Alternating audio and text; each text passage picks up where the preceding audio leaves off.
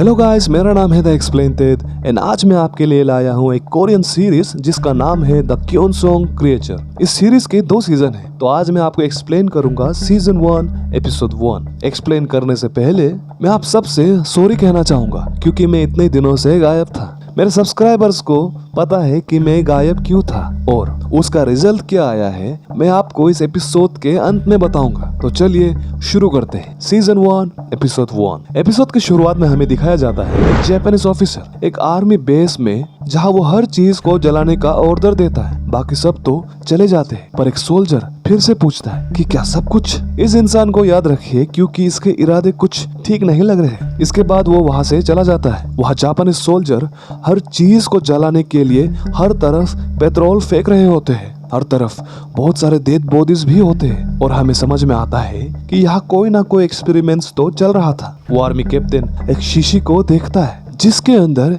एक अजीब सा छोटा सा क्रिएचर होता है। उसी समय दूर एक लोहे के दरवाजे को अंदर से कोई तोड़ने की कोशिश कर रहा होता है। सब लोग उसे देख के जल्द से जल्द वहां से उस जगह को आग लगाकर निकल रहे होते हैं। जाते जाते वो सारे कैदियों को भी मार देते हैं। सबके चले जाने के बाद जलते हुए आर्मी कैंप के अंदर हमें एक सोल्जर दिखता है जो वहां फंस गया था और उसे वहां दिखता है एक भयंकर क्रिएचर। ये होता है द क्योनसोंग क्रिएचर।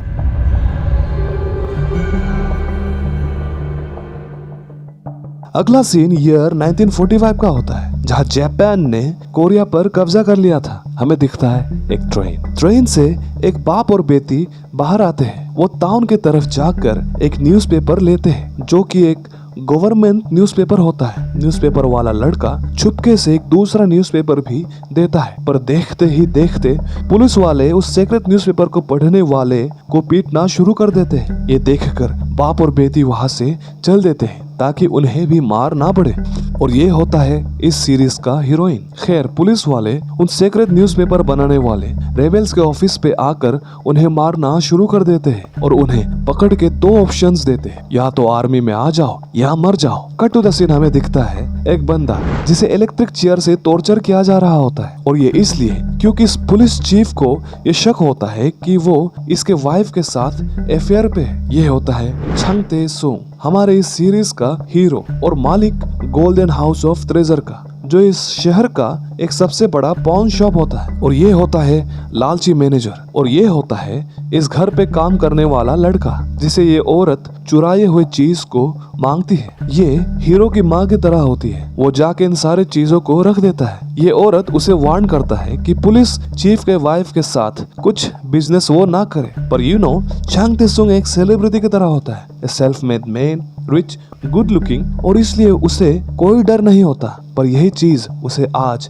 इस हालत पे लाकर रख दिया था। पुलिस चीफ उसे मारता है, पर मिस्टर चांग कहता है कि क्या हो अगर ये बात वो उसके वाइफ को बता दे, जो कि एक जापानीज जनरल की बेटी होती है। यहाँ पुलिस चीफ हीरो से एक लड़की को ढूंढने के लिए कहता है और ब्लैकमेल करता है कि अगर वो ये नहीं कर पाए तो वो उसके सभी चाहने वालों को मार देगा। और उससे भी बुरी बात ये होती है कि उसे ये करने के लिए सिर्फ पेड़ से चेरी ब्लॉसम के गिरने तक का वक्त मिलता है। ये बात वो गोल्डन हाउस पे बाकी लोगों को भी बता देता है। इस पुलिस चीफ का नाम होता है इशिकावा, और जिस लड़की को ढूंढने के लिए वो हमारे हीरो को कह रहा होता है, उस लड़की का नाम होता है ब्योंगजा। इसे प्लीज याद रखिए। कट टू द सीन हमें दिखता है कि वही बाप और बेटी एक बार के अंदर जाकर एक औरत से एक इंसान जिसका नाम साची मोतो होता है उसके बारे में पूछते हैं। बार के औरत उन्हें गोल्डन हाउस जाने के लिए कहता है क्योंकि हमारे हीरो को क्योनसोंग की सारी बातें पता रहता है। यहाँ गोल्डन हाउस पे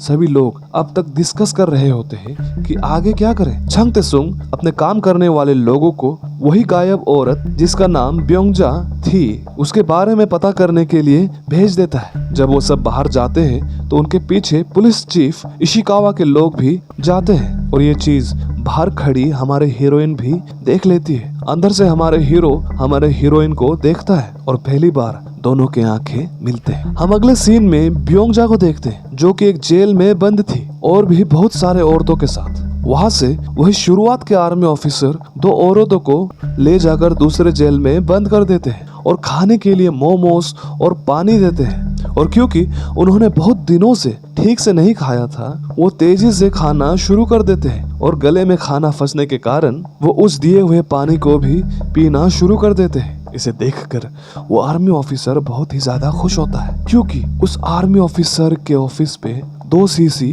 जिनमें हम वो डायनिक क्रिएचर्स को देखे थे, अब वो खाली थे। यानी समझ रहे हो, और इसके बारे में आप आगे समझ जाओगे। Cut to the scene, master Chang golden house से निकलकर कहीं बाहर जा रहे होते हैं और उसी गाड़ी में बैठकर जिसे पुलिस चीफ इशिकावा ने बाहर लगाया था, और हीरोइन मास्टर चंग का पीछा कर रही होती है। इसी दौरान एक तरफ उस औरत जो मास्टर चंग के माँ जैसी होती है, उसे एक बिजनेस पार्टनर स्ल्यूथ्स के बारे में बताता है। स्ल्यूथ्स एक्सपर्ट डिटेक्टिव्स होते हैं जो लोगों को ढूंढने में जमीन आसमान एक कर देते हैं, और क्योंकि बुढ़ी अम्मा को पता था मास्टर चंग की तकलीफ के बारे में, वो स्ल्यूथ्स से मिलने के लिए रिक्वेस्ट करती है। कट टू द सीन, हम देखते हैं कि मास्टर चंग के गाड़ी से उतरने के बाद भी हीरोइन उनका पीछा कर रही होती है। मास्टर चंग एक जगह पे छुप के उस लड़की के पीछे आ जाता है और पूछता है कि तुम कौन हो, पर वो लड़की उल्टा पूछती है कि क्या तुम मिस्टर चंग हो। मिसअंडरस्टैंडिंग के कारण दोनों लड़ने लगते हैं। लड़ाई के बीच में मिस्टर चंग उस लड़की के टोपी को उसके माथे से गिरा देते हैं और उसे पता चलता है कि ये तो एक लड़की है। पहली बार उसने हीरोइन के सुंदर चेहरे को देखा था। आखिर में लड़ाई त्रो में आ जाता है और लड़की मिस्टर चंग को बोलता है कि वो अपने माँ को यहाँ ढूंढने आई थी और लोगों के कहने पर वो मिस्टर चंग के साथ आई थी। मिस्टर चंग उसे सीरियस में नहीं लेता, इसलिए हीरोइन वहाँ से गुस्सा होकर चली जाती है। मिस्टर चंग आगे चला जाता है और अपने दोस्त जोएनतेक से मिलता है, जो कि ब्योंगजा से पहले प्यार करता था। जोएनतेक एक रेबल होता है और कोरिया से जापानीज को बाहर निकालना चाहता है। जोएनतेक मास्टर चांद से कहता है कि उसे ब्योंजा के बारे में कुछ पता नहीं और पुलिस चीफ इशिकावा उसे जानबूझकर फंसा रहा है, क्योंकि अगर ब्योंजा को पुलिस चीफ ही नहीं ढूंढ पा रहा है तो और कोई कैसे ढूंढ पाएगा। मास्टर चांग ये सुन के वहाँ से जाने लगता है, पर जोएनतेक उससे उसके पैसे मांगता है रेबेलियन के लिए। पर मास्टर चांद को पता था कि अगर वो ये फंड कर दे तो वो जापानी सरकार के अगेंस्ट चला जाएगा, इसलिए वो इस बात के लिए मना करता है और मना करते हुए वहाँ से आराम से जाने लगता है। पर जब जोएनतेक उसके पैसे को यूजलेस कहता है तब मास्टर चांग गुस्सा हो जाते हैं। वो कहता है मुझे जो भी कहो पर मेरे पैसों को कुछ ना कहो, इसे मैंने खून पसीने से हासिल की है और मैं इसे जैसा चाहूँ वैसा इस्तेमाल कर सकता हूँ, तुम्हारे बाप का क्या जाता है। यह कह के वो वहाँ से चला जाता है। कट टू द सीन, हमें दिखता है कि जेल में जो 2 औरतों को खाना खिलाया गया था उस पानी में वही टाइनी क्रिएचर्स जिसे नाजिन कहते हैं वो मिलाया गया था और उसके कारण उनके बॉडी में चेंजेस आना शुरू हो गया था। इसके 2 स्टेजेस थे। जो फर्स्ट स्टेज को सरवाइव करके सेकंड स्टेज पे आ जाता उसके ऊपर आगे टेस्ट किया जाता, और जिस औरत के गले पर एक लॉकेट था वो सेकंड स्टेज तक पहुंच गया था और हम उसके ब्रेन की तरफ नाजिन को जाते हुए देखते हैं। Cut to the scene, master Chang अपने गोल्डन हाउस पे आ जाते हैं। अम्मा उसे स्ल्यूथ से मिलाते हैं एंड टू आवर सरप्राइज ये और कोई नहीं बल्कि वही बाप बेटी होते हैं। बेटी काम के लिए राजी नहीं हो रही होती तो बाप मास्टर चांग से पूछता है कि उसने उसके बेटी के साथ ऐसा क्या किया था। मास्टर चांग उसे बताता है कि उसने उसके बेटी के आंखों को खूबसूरत कहा था। ये सुनकर बाप भी उठकर जाने लगता है। जब कोई चारा नहीं रहता तो मास्टर चांग कहता है कि वो साचिमोटो जिसे स्ल्यूथ्स ढूंढ रहे थे उसे ढूंढने में वो उनके मदद करेंगे, पर जब इससे भी बात नहीं बन रही होती तब मास्टर चांग उनसे वादा करता है कि वो उसके माँ को ढूंढने में भी मदद करेंगे। अब स्ल्यूथ्स मान जाते हैं और पूछते हैं कि हमें ब्योंजा को ढूंढने में कितना वक्त मिलेगा। मास्टर चांग कहता है फूलों के पेड़ से गिरने तक। अगले सीन पे साचिमोटो उस पेंटर को दूसरे वाले औरत के सेल के सामने ड्राइंग के लिए बुलाया जाता है। गार्ड उसे वार्न करते हैं कि वो ज्यादा करीब ना जाए, और जब वो एक टॉर्च लेकर जेल सेल के सामने जाता है तो उसे हर जगह खून दिखता है और हमें पता चलता है कि वो दूसरी औरत नाजिन के वजह से अब मॉन्स्टर बन गई थी। साचिमोटो को फ्लोर पे वॉल्स पे हर जगह खून दिखता है, पर फ्लोर पे मॉन्स्टर नहीं दिखता क्योंकि मॉन्स्टर तो सीलिंग से चिपकी हुई थी।